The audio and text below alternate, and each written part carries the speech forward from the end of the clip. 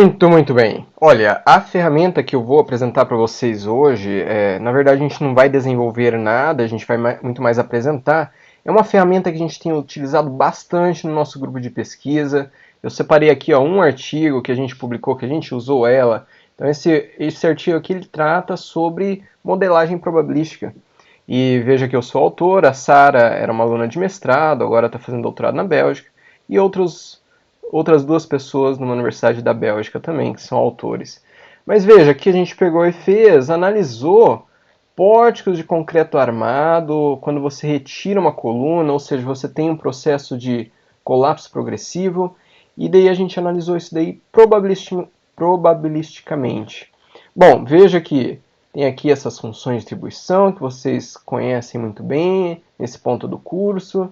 E as respostas, como a gente trata as respostas, é muito semelhante ao que vocês vão ver sendo produzido hoje a esses gráficos aqui. Então, ó, veja aqui, o que é que tem aqui? Você tem inúmeras respostas de vários modelos. Aqui uma resposta média e que você tem também uma noção de todo o resto dos modelos, o que está acontecendo. Isso daqui você vai aprender rapidamente hoje como construir utilizando essa ferramenta que está sendo desenvolvida há muito tempo no grupo. Notem que é uma ferramenta em desenvolvimento, você pode ter bugs, pode ter inúmeras coisas, e é sempre bem-vindo se você conseguir retornar comentários ou até mesmo atualizações. Muito bem, no vídeo você tem o link aí embaixo para a ferramenta, tá? Olha, lembrando da última aula aqui que eu mostrei para vocês como gerar no Abacus esse infile. Então aqui o que é que você tinha? Você tinha lá os nós, os elementos, as definições de condições de contorno. Aqui ó, eu definia qual que era o material, qual que era modicidade, Poisson, Fy. E chegava lá no final, eu falava, ó, eu quero que tenha aqui um output history. Então, o que é que eu vou fazer? Uma vez que eu quero fazer uma análise probabilística, eu vou pegar e escrever esse imp-file várias vezes usando o MATLAB. Então, se eu quiser 1 milhão de simulações, eu vou gerar aqui 1 milhão de simulações, tá? E eu vou mandar ele processar depois esses imp-files, tá? Então, ó, vamos lá para o MATLAB. Então, você tem aqui esses 4 programas. A raiz é esse MATLAB imp v14. E essas daqui são outras 3 funções que nós criamos já para esse recurso. Muito bem. Ó. Quem que é o raiz? É o MATLAB imp v14. Os outros eu vou comentar rapidamente. Ó. Então, hoje nós estamos falando sobre confiabilidade de sistemas estruturais. Vou mostrar como integrar aí o Abacus com o MATLAB. Isso daqui foi desenvolvido desde quando eu estava fazendo meu doutorado na Hopkins. Teve uma pessoa que desenvolveu bastante, que foi a Valéria. E também todo o pessoal do nosso lab aqui, o Risk Engineering Lab, RELAB, também desenvolveu várias coisas, tá? Ó, o que acontece? Dou aqui o input, né? Então, nosso input é número de simulações. Eu vou gerar agora 10, porque eu tenho vídeo, eu não posso pegar e ficar demorando aqui uma noite inteira gerando. Isso daqui, número máximo de incrementos que você vai permitir. Isso daqui é da análise não linear. E aqui é onde você vai salvar tudo isso daí que vai estar sendo processado, tá? Você precisa dar aqui o caminho. Então, ó, essa daqui é a geometria. E eu peço aqui, coloca para mim qual que é a altura, qual que é o comprimento. Se você quiser mudar isso daí mais tarde, você pode mudar. Ó, aqui eu peço o nome da seção, nome do profile também, né? E esse daqui lembra que a gente fez no vídeo e agora você poderia, a princípio, estar mudando aqui. Ó, o material, você já sabe. Daí você tem aqui tanto a parte do módulo da cidade. Então, ó, o nominal é 210 mil. Então, a média é dado por 0,987, 98,7% do nominal. Isso daqui vem das publicações aí da área. E a tensão de escoamento, a nominal, ela é um pouquinho maior, aí, 5% dos 500 que você já adotou, tá? E eu estou falando aqui, ó, tem um coeficiente de variação de 0,076. Com isso você consegue saber quem que é o sigma, o desvio padrão. E outra coisa, eu falo aqui, ó, tem uma correlação entre Young's Modulus, ou módulo de elasticidade, e tensão de escoamento. Muito bem, feito isso, na próxima sessão, o que ele faz? Ele pega, a gente pegou e fez um código aqui que simplesmente ele cria todas estas coordenadas dos nós e conecta por elementos, tá? Então, na verdade, isso aqui, a princípio, você não precisaria fazer isso daqui. Você poderia simplesmente copiar ali do teu imp file, tá? Mas aqui a gente preferiu, até mesmo porque fica bacana você ter essa liberdade que você pode aumentar a malha, diminuir a malha, ou mudar algumas dimensões facilmente, né? Então veja, mas essa seção aqui está criando aqueles pontos e também fala onde que é apoio 1, apoio 2 e o nó central. Daí o que acontece? A gente cria os desvio padrões, tanto para a modicidade para a FY. Veja que as variáveis estocásticas agora são modicidade e tensão de escoamento. E daí depois eu gero randomicamente eles, faço a correlação, daí com Cholesky eu pego e levo isso daí para as minhas variáveis correlacionadas. Você já sabe como fazer isso daqui. Tem uma parte comentada aqui do tópico, só para que você consiga ver, se você quiser, essas variáveis sendo produzidas. Assim como nesse artigo aqui, tinha uma seção em que você via ali as variáveis, aqui, essas variáveis sendo produzidas, né? Muito bem. Agora, continuamos aqui lendo o que vai acontecer. Ó. O que ele vai fazer? Aqui, realmente, ele vai escrever, o MATLAB vai escrever o imp file. Então, ó, o que ele faz? Ele faz de 1 a 10, né? Eu estou colocando 10 simulações aqui, você poderia fazer mais. E ele vai pegar e abrir um arquivo, e daí ele vai começar a fazer esse write. Então, ó, ele fala, ó, nesse arquivo que você acabou de abrir, imprima headings, e depois imprima uma linha com isso daqui. Ó, então, se eu voltar aqui no meu imp-file, eu fui copiando isso daqui, tá? Então, fui copiando linha por linha daquilo ali. Claro, tirei espaços, né? Aonde, ó, elementos, daí eu peguei e criei aqui, ó, este porcentagem D, ele pega valores aqui dessa matriz FE elementos que eu havia criado lá em cima. E aqui mais para baixo você vai ter toda a parte do output. Veja que tem um detalhe aqui muito importante. Veja que no teu imp file ele termina dando history output, e dele fala output history, e você tem essas grandezas aqui. Eu modifiquei um pouco aqui, ó. Então, node output está aqui, ó, eu pedi só o IRF. Não precisava de tanta coisa. Eu estava bem otimista lá na hora que eu estava fazendo o vídeo do Abacus. Mas ó, esse daqui eu coloquei na mão.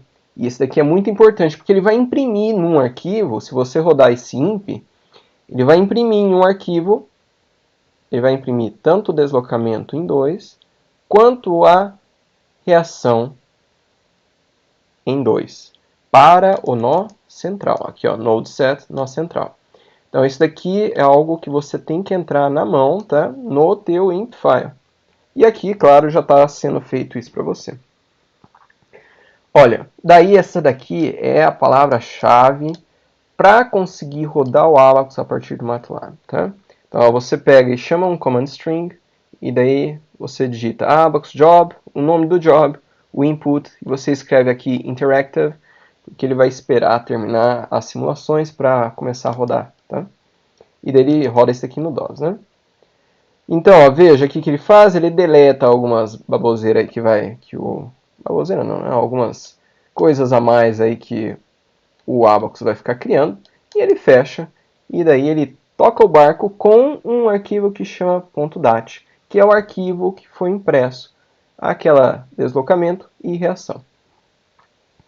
Nessa próxima parte aqui, o que acontece? Lembra que eu tinha uma curva, né, que ela chegava até um carregamento crítico e daí começava a cair, né? Era o porte que ia carregando até que perdia a capacidade de ser carregado ainda mais.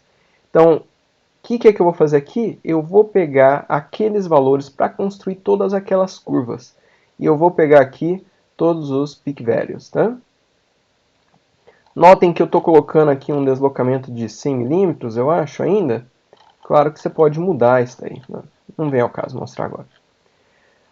Mas o que acontece? Ele vai pegar e ler esse arquivo .dat. Ó, esse daqui realmente eu vou deixar para vocês para entenderem o que está escrito aqui. Mas basicamente ele acha palavras-chave, que nem node output. Ele pula algumas linhas e daí ele pega valor, tá? Isso daqui foi quando eu estava na Hopkins, ainda que a gente estava desenvolvendo isso daqui para fazer essa leitura a partir do DAT. Hoje em dia a gente usa muito mais o Python para já gerar lá no Abacus, no próprio Abacus já gera isso aqui. Mas isso daqui é o jeito antigo, funciona, dá tudo certo, tá? E daí aqui ele plota todas essas curvas em que você tem deslocamento e reação lá, porque aqui que você define todos os peak loads. E ó, faz até um histograma aqui dos peak loads, tá? Bom, depois a gente começa a fazer alguns pós-processamentos, tá? Nesses pós-processamentos, o que nós fazemos é o seguinte. A gente quer chegar, já que eu tenho todos os peak loads, eu penso assim, a gente não precisa ficar rodando isso. Se eu rodei uma vez 1 milhão de vezes, né, 100 mil vezes, seja, eu não preciso mais pegar e ficar rodando toda vez, porque você já sabe, probabilisticamente, você já sabe qual que é a resposta mais possível. Então o que acontece? Aqui a gente faz uma série de análises para achar qual que é a função de distribuição que se encaixa melhor. É uma normal, é uma log normal, é uma extreme value. E também dá intervalos de confiança para você. E esse daqui também eu vou deixar para vocês olharem com calma, vendo que daí sim chama várias funções que a gente foi criando aqui, ó, que nem essa daqui eu comparo a ECDF com a CDF. Aqui eu faço um plot das minhas funções mais comuns aí que eu vou estar analisando. E aqui ó, eu faço o que a gente chama de root mean square error, ou seja, a gente calcula o erro a partir de uma técnica que chama root mean square error. Veja bem, mas isso daqui eu vou deixar para vocês darem uma olhada. A gente vai dar uma olhada agora no que? No resultado, tá? Então, ó, eu vou rodar 10 simulações. Vocês vão ver que 10 simulações não dá um resultado tão legal assim. Mas se você deixar à noite aí o teu computador rodando, daí você vai ver que sai um monte de coisa bacana, tá? Então, ó, eu vou rodar aqui 10 simulações, porque na minha tentativa aí dá em torno de 1 minuto. 1 minuto a gente esperar, eu acho que não é do grande problema. Então, você vai ver que toda vez que está rodando, ele cria aqui, ó, job 1, então ele rodou o imp 1, daí depois ele rodou o imp 2, agora ele está rodando o imp 3, e aqui você vai ver ele em ocupado, né? Veja que ele vai gerando todos os imps e vai criando o ponto .dat. O ponto .dat é onde está aquela resposta que você pediu para ele guardar. E veja que ele está aí, ó, agora já está no 4. Isso, está rodando 4 nesse momento. Vai rodar o 5, 6, até chegar no 10. Né? Vamos esperar só um pouquinho, porque daí eu quero mostrar, na verdade, para você como analisar esses resultados. O que a gente faz aqui? Que grande parte dos alunos fazem quando está fazendo uma análise probabilística da estrutura. Então veja, já estamos no 7, né? Na simulação, na 7ª simulação. Indo para a 8ª, veja que naquela pasta, talvez isso aqui até merece uma apresentação melhor. Eu estou jogando tudo na mesma pasta, tá? Vira uma bagunça lá depois. Aliás, se você for rodar isso aqui de novo, é bom apagar o que já está antes, tá? Ó, ele já está na 10ª. Então já estamos chegando aí próximo dos resultados finais, tá?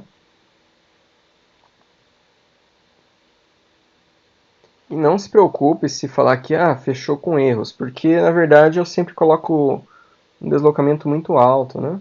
Então talvez esse deslocamento extrapola e ele não consegue chegar ali a uma definição. Então, ó, vamos ver a partir da figura 1 até a 6 o que está acontecendo. Então, ó, figura 1, eu plotei, assim como você viu no vídeo anterior, a curva para cada modelo, para os 10 modelos, deslocamento e qual que é a força necessária para ser aplicada em 2. Por quê? Porque aqui eu encontro qual que é o peak load. Deveria fazer um pouquinho maior, né? Aqui, o peak load. Figura 2, histograma. Veja aqui, ó, 10 simulações não é o suficiente para ter um histograma em que você vai ter uma distribuição bem definida. Mas, de novo, né, eu queria fazer tudo num vídeo só. Então, ó, na terceira, isso aqui é legal. O que aconteceu? Aqui na 1, você fez todas essas. Daí na 3, a gente faz uma curva média e também faz o intervalo de confiança de 5 a 95. Isso daqui eu acho muito bacana, porque na verdade a gente faz cada ponto aqui, a gente acha qual que é o ponto médio para aquele deslocamento, e daí vê para cima 5%, para baixo 95%. Para cada ponto aqui tem uma função de distribuição sendo apresentada, tá? É bem bacana esse gráfico.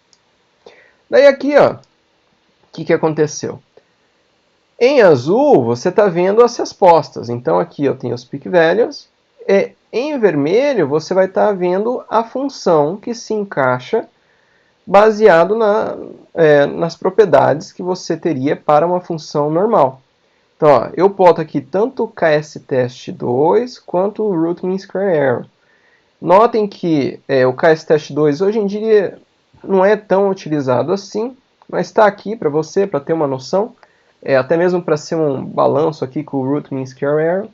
Mas eu acho que a melhor visualização está aqui. Ó. Quem que vai dar o menor erro é o RMSE menor, e provavelmente é a função que melhor descreve o teu comportamento. Então veja, ó, normal, gama, log, exponential, isbol, generalized extreme CDF, Halley, extreme value, negative binomial e Poisson. Uma infinidade aí, infinidade não, né? 10 funções aí é suficiente, né?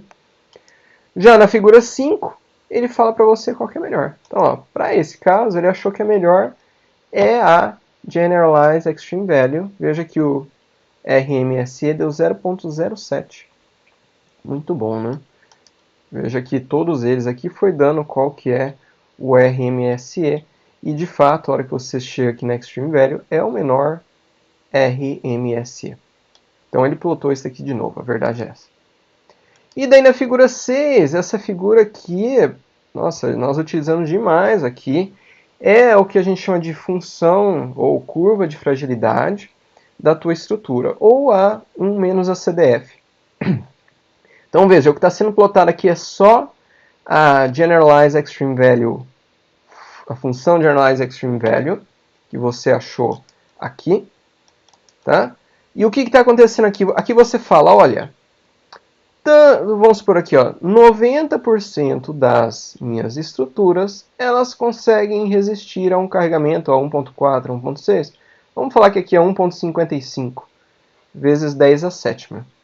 E o que acontece? Né? Isso daqui, a hora que você tem agora a resistência da tua estrutura, essa função que descreve a resistência da tua estrutura, você consegue gerar a análise de resistência e demanda. A resistência já está aqui.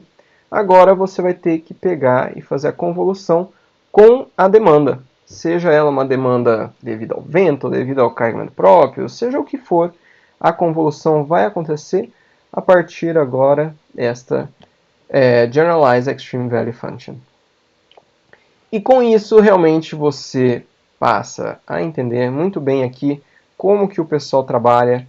E, de fato, é um programa em desenvolvimento, portanto, se você tiver alguma sugestão, por favor, faça. Muito obrigado pela atenção. Até mais. Lembrando, é para estar o link para download logo abaixo. Obrigado. Até mais. Tchau, tchau.